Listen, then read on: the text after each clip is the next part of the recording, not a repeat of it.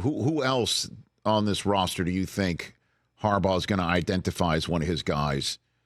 Cap, and let's not talk Cap here because he'll figure it out. They'll figure it out. Like he's going to want that guy, this guy, maybe not. You know this roster inside and out. What do you think about that? Yeah, I know there's been some talk. Derwin James has a pretty big number. I think it's like 19 million. Derwin James is a Jim Harbaugh style player. I mean, he plays with his hair on fire. He's tough. He's physical. He plays kind of, a real kind of a violent brand of football. There's no scenario I can imagine where he isn't a part of this thing going forward. They have the big four they need to make decisions on. You've got the two receivers, Keenan and Mike, have big numbers. Mike Williams, Keenan Allen. And then you have Mac and Bosa have big numbers. So I would imagine, you're probably going to have one odd man out there in terms of being cut or traded. And then they can, you can do some things salary cap wise to extend guys out. I think Keenan, even though he's on the other side of 30, played at such a high level that I would think he would fit, what Jim Harbaugh desires and likes. But other Jim Harbaugh guys, Rashawn Slater, he's going to love because he can really move people in the run game. The one name that most people won't be familiar with that I thought, Harbaugh's going to love Tuli Tuipulotu, the edge rusher that they have from USC, who's just a real rough, rugged, tough football player. Kind of looks like a guy that's played for Jim in the past. Daniel Jeremiah here on the Rich Eisen Show. 5th overall selection. Again, we don't know who the general manager is yet, but the fact that they hired Harbaugh first gives you an indication as to who might be the loudest and most listened to voice in the room when the Chargers are on the clock, when we're in Detroit. Sorry, Jim. Nope, we're going in another direction. You know what I mean? Like that doesn't appear to be happening. So what do you think here? Do you think he got a close look-see at one of the players in the national championship game, Daniel?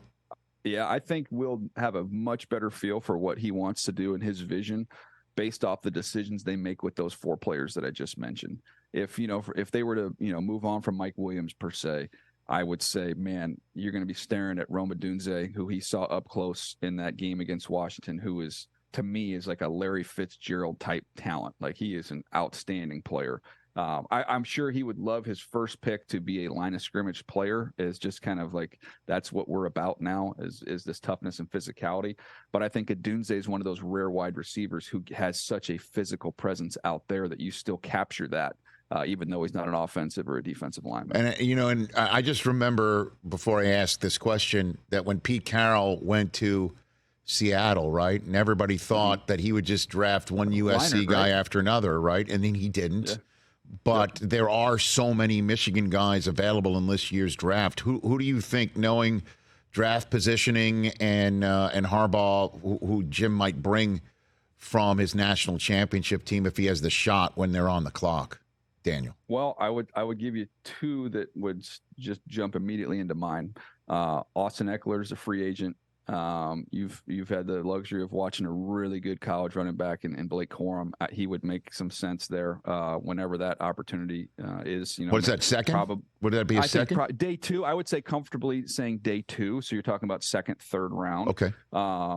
Depending on what happens with running backs, that's the conversation we'll have here in a few weeks. But that would be one. And Sanders still, to me, is just like a playmaker who's a leader. Everything I've heard, and you are around that team and know that team as well as anyone, everybody that I talked to said he was the leader of this group. So you've got somebody who's takes the football away, who's tough and feisty, and then also is a leader. And on top of that, knows your new head coach and what he wants to accomplish.